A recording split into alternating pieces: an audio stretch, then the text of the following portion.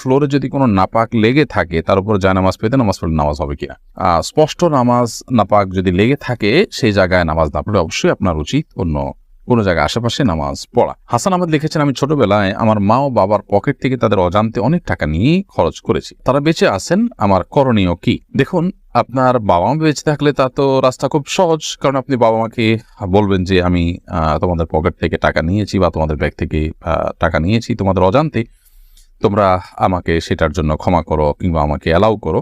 আপনি কোনো না কোনোভাবে তাদের কাছ থেকে যখন এটার অনুমোদন নিয়ে নেবেন এবং তারা আপনাকে মাফ করে দিবেন, তাই আর আপনি দায়মুক্ত হয়ে যাবেন। যদি সেটা না হয় তাহলে সেক্ষেত্রে ফেরত দিতে হবে। অতএব যে কোনো মূল্যে এটি আমাদের করতে হবে।